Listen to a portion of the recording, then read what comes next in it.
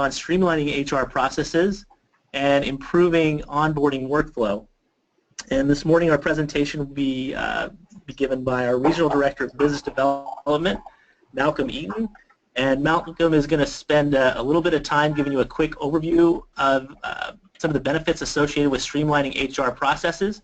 And then he's going to do a quick demo using Nintex, showing the environment, the HR workflow inside of Nintex, and also show you some techniques with using DocuSign.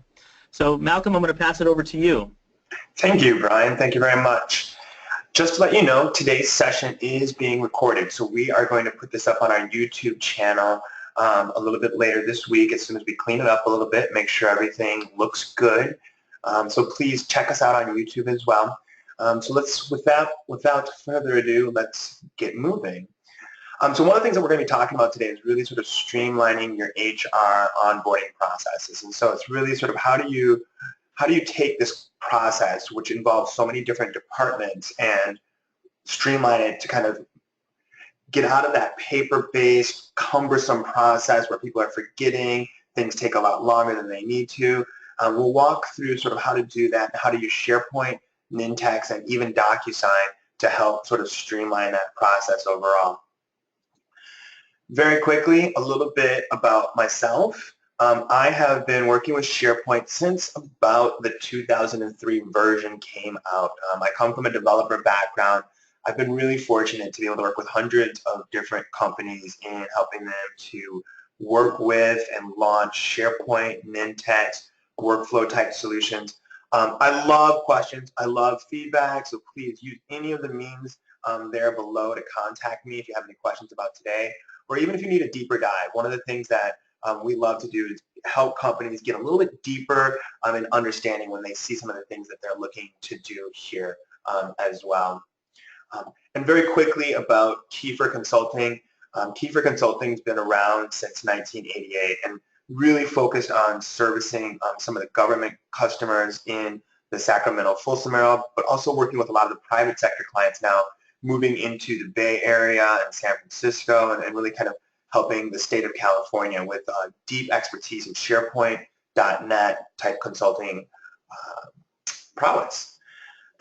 So one of the things that I love about Kiefer is that we really thrive on our partnerships, right? And so today we're going to be talking to you about Nintex and DocuSign, but that's how we become strong, right? That's how we're able to take what we're doing, and we don't reinvent the wheel. We work with really strong partners to help us implement solutions quickly for our clients, and that's something that we are very proud of at Kiefer. So you'll see that today as we're talking about how we work with these tools to make the processes streamlined, to make the processes stronger. One of the key things about workflow, and you'll hear me say this about any type of workflow, is that you really want to understand, I mean, is your workflow a simple workflow? Is it 1, 2, 3, right? And then we'll help you sort of identify which tools really work well for that type of workflow. Or is your workflow more complex, right? And so what I think people do a lot of times is they underestimate what their workflow complexity really is. And you'll see today in our onboarding example how working with different departments and different aspects of your workflow can get complicated very, very quickly. So documenting those workflows, understanding how the process works, understanding sort of where your key points are is really, really important. One of the things we want to talk about today is really sort of accelerating that process. How can we streamline that process and really help you guys get from one point to the next quickly? And you'll see there's sort of different pathways along how you're working with it, right? So you see sort of these future users where we're doing a lot of paper-based things and we're getting forms received. What we want to be able to do is really start to leverage electronic documentation as we do that. And so as part of that process for the future user, we want to bring in electronic documentation.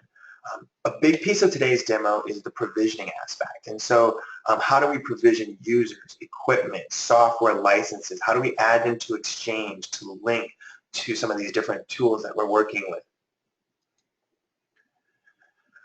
So within there you see sort of how in accelerating that onboarding workflow, how when an employee starts, are we handling it from beginning to end? When we're doing an orientation, are we taking care of that? Who's in charge of that? When is that? When are those things scheduled?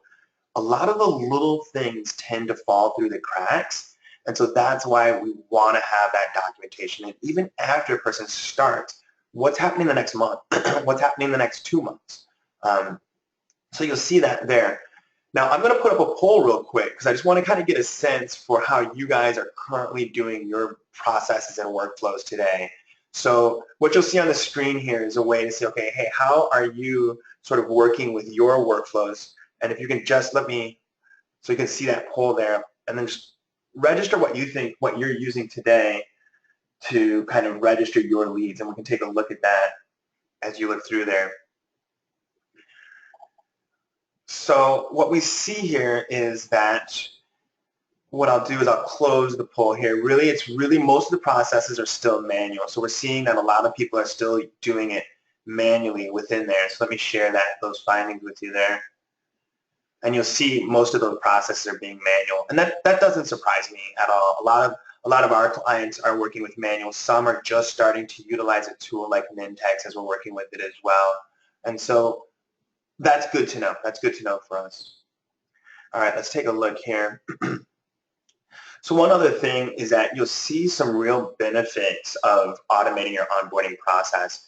One is going to be a quick ROI. So you'll see very quickly you'll be able to standardize some of these processes, taking away a lot of that extra overhead of people and paper and copies and a lot of those different pieces. But also, I think one of the things I hear time and time again is people just forget, like, oh, this person didn't have this or this person didn't have that. And then if you don't have a laptop for 2 days, I mean, that's 2 days of productivity that goes out of the window. If they don't have access to the right information, that's productivity that goes out of the window. So that's what we're going to talk about today, is how do we sort of automate some of those processes. Very quickly, there's a lot of different forms and scenarios that you can start to automate with tools such as Nintex and DocuSign to really help automate these processes. Today, we're focusing on onboarding, but there's just a whole list of other ways that you can start to automate some of these processes. And you'll see that just in the intranet demo environment that we have and that we've been working with for the Nintex demo that you'll see today. Obviously, a lot of those processes are in IT, automating some of those processes within IT, customer service and support as well. A lot of different ways to kind of bring all of that together. Very quickly, what you have with Nintex, and what we'll talk about today is really automating the processes, the forms, document generation, some of the connectors as well. And you'll see some of those within the workflow tools that we utilize. You're going to also see how it's very quick and very easy to use for end users, for power users to really be able to automate some of these processes. Before we get into the demo, I just want to show this screen here, and I hope it's big enough for everyone to see, but really what we're talking about today is Nintex on top of SharePoint. Your goal is to have all those different departments that we just talked about integrating with one point, right? And the nice thing about the tools that we have today is that we can make web service and API calls to your line of business HRIS systems that you have today. But then we can also do all of that legal authentication through the DocuSign process. So this is sort of the infrastructure that we're going to be demoing today, that you'll be seeing today as we walk through each of the different steps. Without further ado, let's take a look at the demo. So let me move this away here. And now let me maximize this screen, and we will take a look at our home page here. And so I'm going to make the screen a little bit bigger here so we can see it. Control plus, and one more Control plus. There we go. So what you see here is a basic intranet. It's a demo environment that's wholly contained that has the Nintex workflow and forms product installed. We talked about a lot of the different scenarios for the different departments. And so if some of those other scenarios that we talked about today are interesting to you, let us know, and we can walk you through a more specific demo with just some of those different environments that we're talking about today. But today we are focused on HR. So one of the things that you'll see is that within any HR process, you have this new hire process, right? So I want to come in, I want to bring somebody new into our into our company. And so I'm going to go into this recruiting hiring here. And then what you'll see is I have new employee requests. I have different postings, contracts, boilerplates, resumes.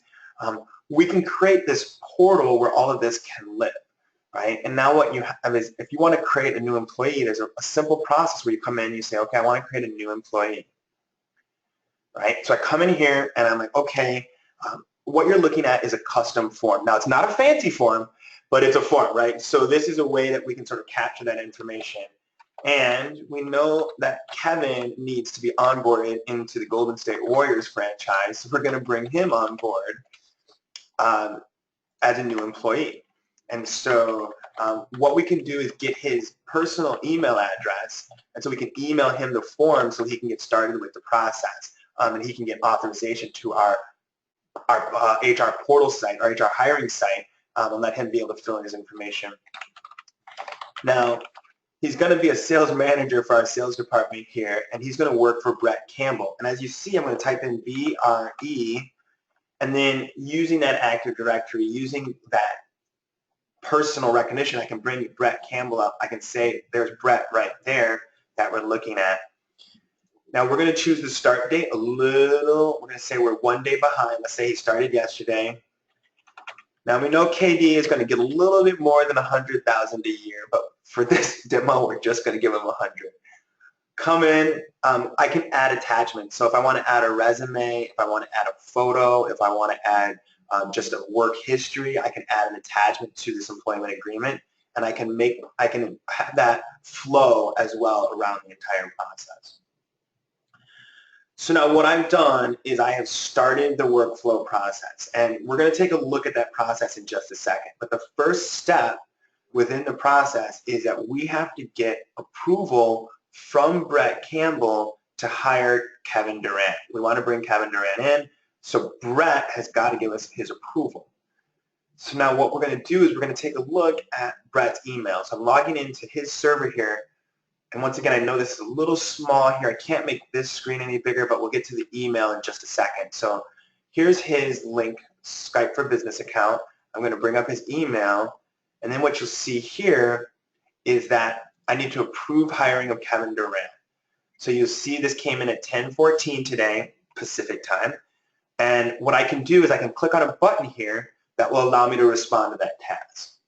But instead of doing that, I'm going to do what's called lazy approval, right?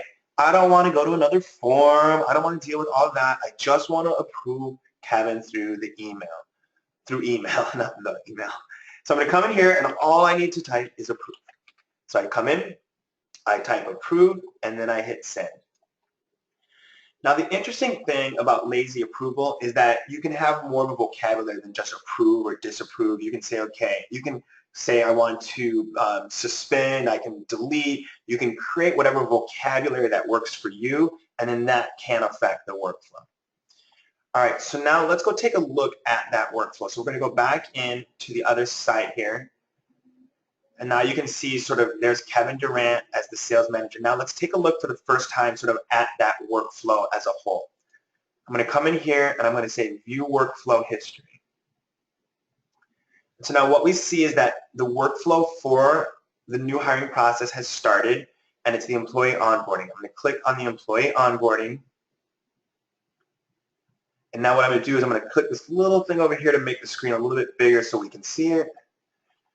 And now what we see is what the workflow looks like in Nintex, right? And so the nice thing is we have different stages that the workflow can be in. We can prepare a contract. I'm going to hide this. We'll come back to that in a minute. We can prepare the contract here.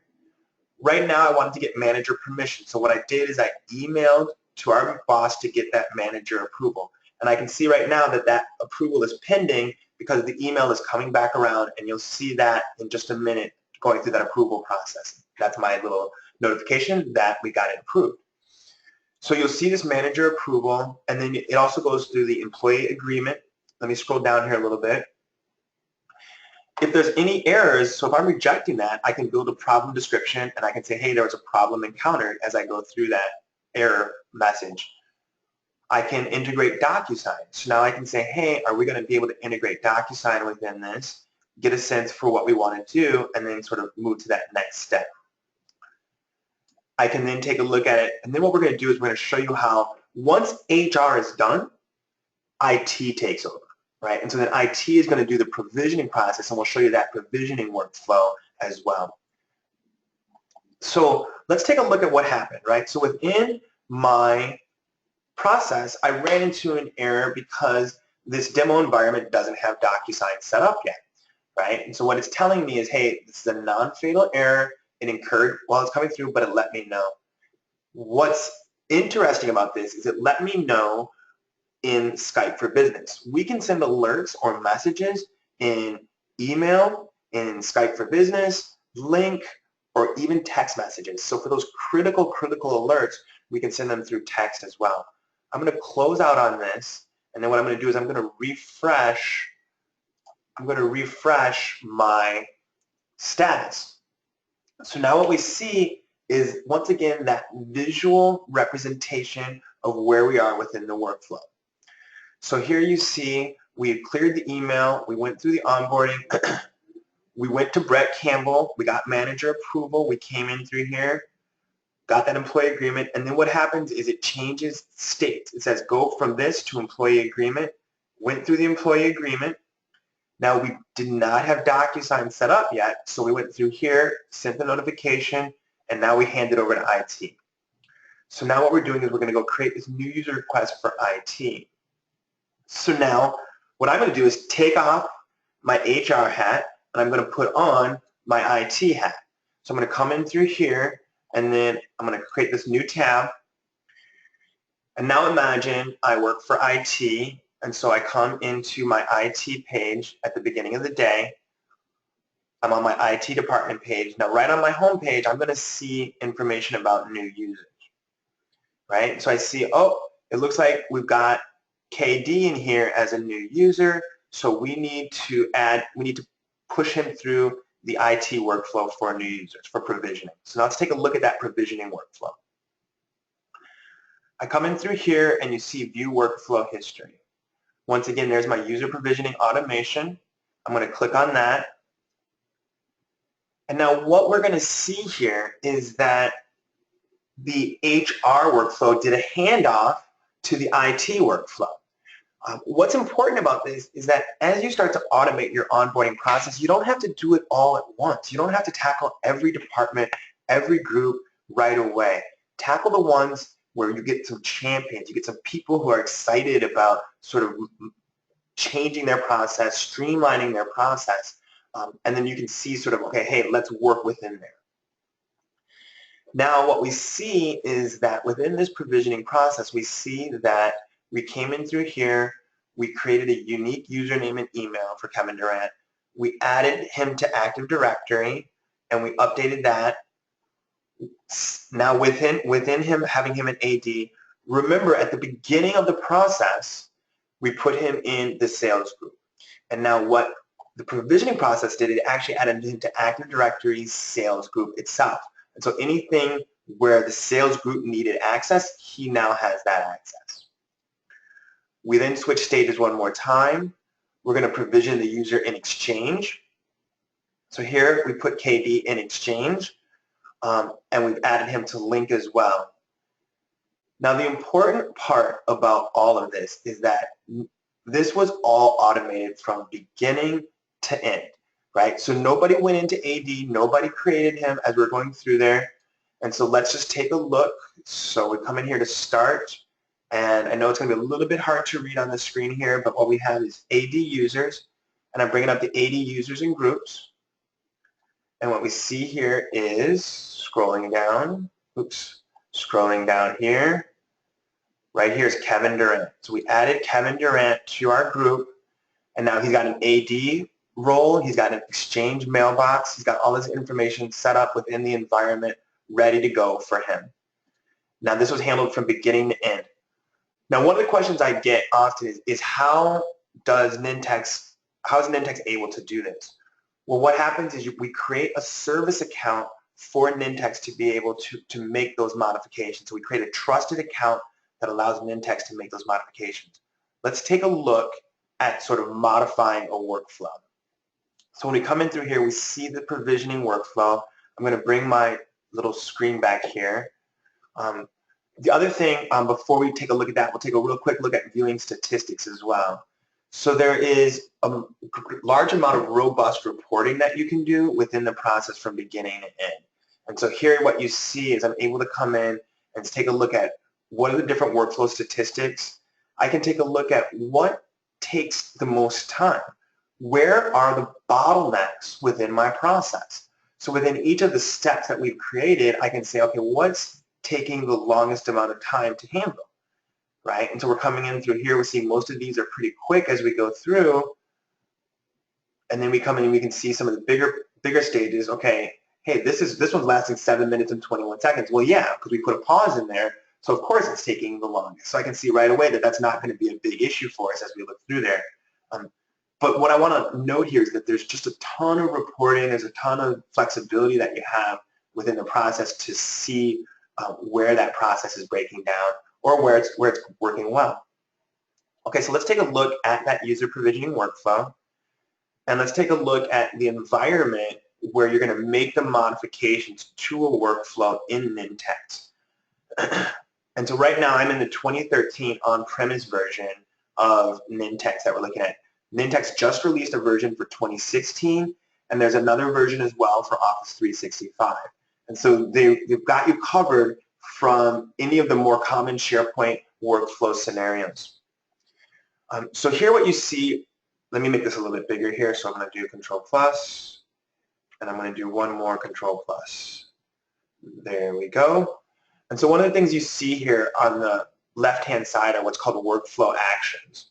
And these workflow actions are items that we can drag and drop into the environment that allow us, actually I'm going to go Control minus a little bit here, that allow us to bring different things on board, right? So here we have integration. So I can integrate with CRM, I can integrate with Exchange, or I'm sorry, Excel,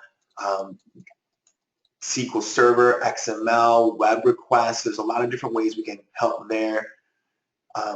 Obviously sending notifications, lots of integration with libraries and lists. So anything you can do into a list item, you can do here as you're working with it.